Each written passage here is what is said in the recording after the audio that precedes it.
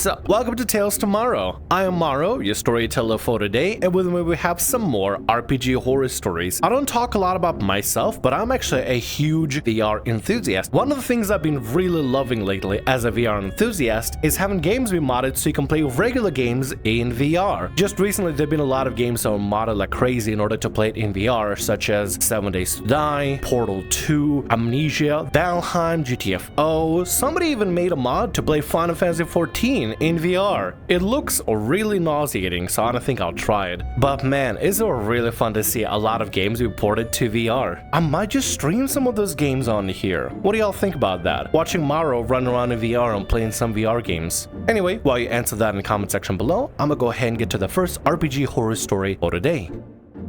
First time DM tries at a homebrew world. Let me just first say, I'm normally a lurker here.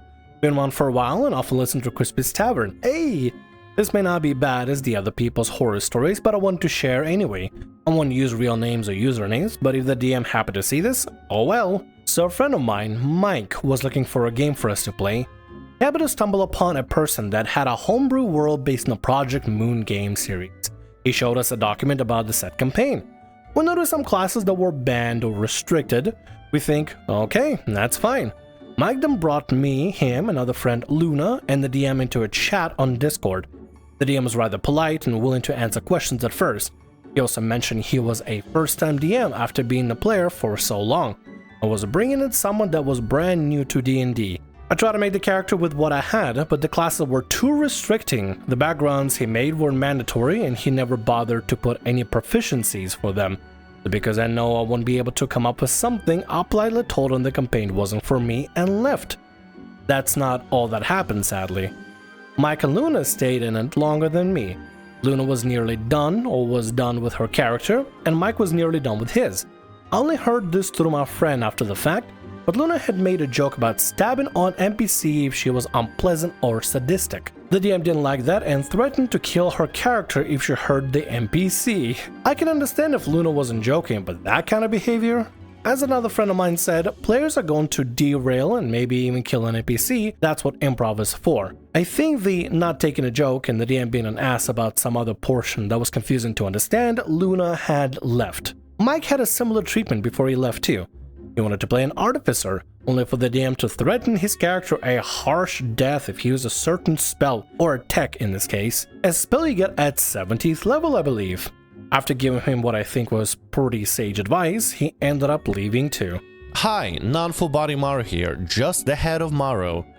Filling in because apparently my audio did not record properly. I guess I spoke too quiet. When Luna said that they're probably gonna kill an NPC, I'm assuming the DM probably went into red alert mode, thinking that, oh no, my player's gonna be a murder hobo, killing all the NPCs. But that's just my best case scenario. You really shouldn't encourage your players to try to be a murder hobo, and players that joke around murder hobo ways can sometimes put DMs on edge. Really suck if the players just decided, hey, this NPC that helped us out and is totally not a threat to us, I'm gonna kill them because they're a minor inconvenience. Which, if you know anything about horror stories and murder hobos, we've seen a lot of murder hobos just straight up gut and butcher NPCs for no apparent reason. At the same time, should the DM be going so aggro as threatening? It's like, hey, if you touch my precious NPCs, I'm gonna kill your character. No, because that is silly. Your players are going to be interacting with the world, and one of the ways to interact with the world is confront physically or verbally some NPCs, and it's going to happen. There got to be a bit of flexibility when it comes to being a DM and always having a backup plan for a backup plan for another backup plan. Have a couple of backup plans and try to just play it loose. I understand some DMs like to go full on into the story and stuff, but if the story narrative overshadows player choice and player agency, does it really make it for an interesting story if your players can't contribute? As for the Artificer comment, I gotta be honest, I have no idea what spells Artificer get at level 17. Maybe animate objects? You basically create a bunch of immovable objects and make them move, and depends on the size of the object, you can make a bunch of them or just a few of them, like anything from tiny to huge. Think of like animating statues in a park, I guess. I mean, maybe? Is the DM scared of that spell? I mean, it's a 5th level spell. I mean, if that's what the DM is scared of at level 17 is quite ways away to even worry about it. I'd almost feel bad for us leaving, but first time DMing, and it chooses a confusing homeworld world with a brand new players. The only one I feel bad for is the baby player. Baby's first campaign should be fun, but it was confusing and, dare I say, toxic. Like I said, not as bad as some other people's stories, just had to let it out. Disallowing certain things for the players, make sure at least it's put up at the front of everything, and don't be so heavy-handed with your players, especially if they're trying to make a choice. Explain to them exactly why you limited the way that things have limited, but don't threaten and be like, how dare you kill my NPC? If you kill my NPC, I'm killing you outright. Because guess what? Sometimes players would just have a grudge against an NPC. And some players, depends on if it's story relevant or not, or character relevant or not, may want to be antagonistic to certain NPCs. It's not necessarily bad on the player, you probably should just explain ahead of time that actions have consequences, and if you start attacking NPCs for no reason, consequences can come to you, and not be just so heavy-handed and be like, if you kill my precious NPC, you are next. You know, it just kind of weird. It's a weird champ moment. Good thing people didn't stick around for it, and good luck to the baby player. Let's get to the next story for today. Players can be so cruel. I feel so heartbroken for my DM friend. For the last 3 sessions, half of the players have not bothered to show up. At the end of the session, he sent me a text saying that he hoped I enjoyed the session, and any criticism I had would be appreciated. He's so humble, and said during session 0 that he wanted to run this module for us to improve as a DM. Today, one of the players had Discord showing that he was playing Cyberpunk at the start of the game session. The other player did not even respond, one texted. In all honesty, the game is incredibly dull. I'm only turning up because he's a good friend of mine. We were hired by some dwarves, there's a gang caused trouble everywhere, there's a goblin conspiracy. Every session he begs the players who turn up for feedback, but I don't really have any feedback for him or how to make this better. I never had a positive experience with any module that I've played in, this is the 4th one, apart from Critical Role 1. Tend to find them generic or bland, and the DM seems to always struggle to make the narrative flow. Well, I mean, that's clearly feedback right there. Listen, your friend is clearly struggling and they're looking for feedback. When the DMs ask for feedback, right, as a DM myself, it's not because it's a polite thing to say or it's like a, I don't know, a copy pasta that people put around and stuff just to like show politeness. Some DMs genuinely want feedback so badly because maybe things are not going well, or maybe they want to look for ways to improve the game. And if players aren't showing up because you said that they're dull in some way, maybe, just maybe, you should probably go ahead and tell your friend exactly what was so dull about them. Maybe there's something you dislike about them specifically, or something they could improve, or this or that other. If something is generally dull, like you say here, then I think you need to tell your friend that they're dull, that you just don't find the modules interesting or engaging enough. Or maybe, hey, how about this? Outline the difference between the other modules and the Critical Role module. Exactly what do you like about those? Maybe even tell your friend like, hey, some like Critical Role module I loved. Every other module I don't find them interesting, compelling, exciting, or whatever. That's feedback enough. The other players not showing up to sessions, yeah, they suck. Definitely. Especially if they just ghost the DM. You should at least let DM know like, hey, not gonna be there, busy or whatever. At least make your Discord invisible so that when you're playing other games, you're not looking like a complete scumbag because you said you're gonna be busy with something else, but you clearly show on a Discord, self-reporting yourself in Discord, playing other things. If there is any sort of feedback you can give to the DM, especially if they're struggling and they ask you for feedback, probably should give them something. Anything, even examples like, hey, I like the Critical Role module, but I didn't like the other modules because I thought the modules were bland or boring or not exciting, but the Critical Role module was exciting and interesting because this, that, and that. Any sort of feedback is better than no feedback. Trust me. Start again. Run a small homebrew village with a clear problem that needs solving. Keep it stupid simple. Share this with the players during session 0. Integrate PC backstories via layers that are also each stupid simple. Is my experience the best way to run a game when you're starting out, but not helpful here in the slightest. As a DM myself, I just find it cruel because players could just tell them they don't want to play anymore and leave. Just stop showing up is cruel in my opinion. The other players suck, but I mean, in this situation, you're giving a lot of feedback, and as somebody who DMs, you have a lot of experience in this sort of thing. You understand what it's like from a DM's perspective. Just tell your DM. Talk to your DM, tell, hey, these people aren't showing up, they're not interested, just cut them out, replace them with somebody else. Maybe you can recommend other people, or maybe they can find somebody else that's interested in wanting to play some D&D or whatever. I think you need to give feedback to your DM real badly, because if you don't give the feedback and tell them like, hey, better cut your losses and maybe change up the things a little bit, nothing's going to improve. Literally nothing will improve. The DM can't read your mind. You gotta let them know, communicate feedback to them. Otherwise, unfortunately, I don't think things are gonna improve in this situation. The Tale of Harry. Harry Part 1. The Onset. 15 years ago, I had some friends share housing out in the country who are recently introduced to RPGs. They loved it, dove right in, and connected with other friends. My course was done for a few months, and most days I dropped by to hang out and play RPGs. These stories are from these 10 weeks. There were 3 friends living there, plus 2 of the friends, a guy and a girl, from the city, staying a couple of weeks each time. The girl was friendly, sweet, and pleasant to play with. The guy, who I'll call Harry, was a problem in a way that wasn't immediately obvious. Harry was big into RPGs, which was a plus. He owned a bunch of books for the D&D 3.5 edition and for the D20 version of Star Wars RPG, as well as Pandoria and some other stuff. Harry seemed to consider himself an intellectual. He thought he knew everything and spoke as though his opinions were impressive. His posture and tone conveyed his smug sense of himself. In spare time, he would speak at great length about how he would change or expand the lore of an established setting, usually by changing what made them unique and interesting in the first place. This became more grating as the game went on. Gee, an intellectual. I like to think of myself as an intellectual in the loot department.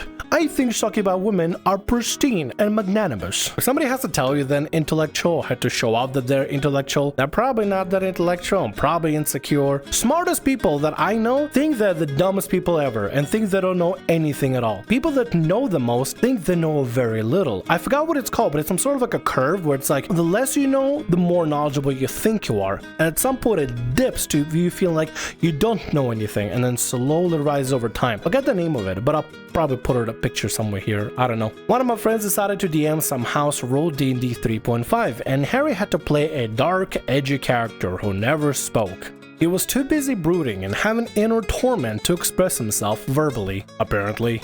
His character carried around a stack of paper to write on in case he did need to communicate. The problem that immediately arose for smug, self-important Harry was that he had so many clever and insightful things to say, so his mute character ended up writing so much, so often, and so quickly that he may as well just been talking. Within a couple of hours, our party had gotten captured by some monsters and our hands were bound. Harry could no longer write, so halfway into the very first session, Harry finally gives up on his character's silence so he can tell us his master plan of how to escape. The rest of the adventure gets along okay, but one of the players was given a secret message by the DM near the end. Harry was able to figure out what it was and left the room in a huff so that he didn't play again that day. Turns out that Harry's character was secretly a vampire, or it's some bullcrap reason for immunity to the sun. The wizard character's pet familiar was able to tell that Harry's character was a vampire because of some sort of animal sense and informed its master. Harry was upset that his character's special secret had been spoiled in a way he thought was unfair. We'll come back to Harry later. Can animals tell apart vampires? I mean, that's kind of a cool lore. I kind of like that. Animals that are able to like tell apart magical creatures and be able to sense something. And I mean, a familiar would be able to communicate to its master, sure. That's really cool. I like that. Is that a thing? Like familiars or like animals be able to tell by instinct, like if somebody was a vampire? That sounds so cool. I know that's completely unrelated, but I just found it really cool. Let's continue. Intermission. The Tale of Jerry. Jerry was one of the players in the group and decided to GM for us. He hadn't played much D&D and made up really weird and ill-considered rules. Like if your attack roll exactly matched the target's armor class, you only did 1 point of damage, failing to realize that this was already simulated by rolling damage dice that have a 1 on them. He made very odd rulings that didn't affect the game, but were a bit bizarre, like when I ripped a dude's heart out as a trophy after killing him, and it described a few drops of blood emerging from the body. In an age before Top 10 GM Mistakes videos on YouTube, he committed all of them, putting pet NPCs in the party who were more powerful, getting really upset to red-faced shrill, yelling if someone disagreed with his ruling, and giving the party unwinnable challenges so they could be rescued by his NPCs. Still, I wasn't aware of those traits at the time. More importantly, I got to play instead of GMing, so I wasn't complaining about nothing. I feel like with online and videos and I guess the RPGHorrorStories subreddit, more people are aware of problem players and problem behavior, which I think is a good thing. I think it's better to be aware of this sort of things and know what to look out for in the future, especially if you're a new player or something, than not. Though it's funny how Jerry's not being introduced into this story when it's a story about a Harry. Think there might be a correlation between Harry and Jerry, or maybe they're gonna team up, or maybe the two are gonna team up to like pull the biggest nonsense BS move together or something, I don't know. Let's keep on reading. But in the second session of the campaign, we had to track down an orc captain. We got to the camp and got into a huge fight. I recall that this one combat went on for 6 hours. You know, a combat is tense, dramatic, and exciting. Now for 6 hours it's not. It was a long, tedious grind of resolving actions against enemies with too much health and defense. I had to leave for work while the rest rolled dice after dice for a couple more hours. I later learned that I had gotten to the orc captain and carefully prevented his means of escape. Jerry was visibly agitated. Clearly he liked his orc captain villain and wanted him to escape and to be a reoccurring foe. Oh my god, I connect with that so much. I know a couple of DMs that have that as a thing. They get so attached to the BBGs and they'll make him impossible to kill. Suddenly out of nowhere, a regular no chieftain is okay in battle and stuff and he doesn't really want to fight. But as soon as a no chieftain runs away, the AC is suddenly really high up and they're immune to all damaging conditions and have like 4 reactions they can use to like turn around quickly and bash upside the head and kill your player character so they can get away safely. It's absurd. It honestly is absurd. If I had a quota for how many DMs I know that want to be very protective of the BBGs, I'd have 2 quarters, but that's still way too many quarters and way too many crappy DMs to know that protect the BBGs when they're running away, so you can never really get a finishing kill. Ugh.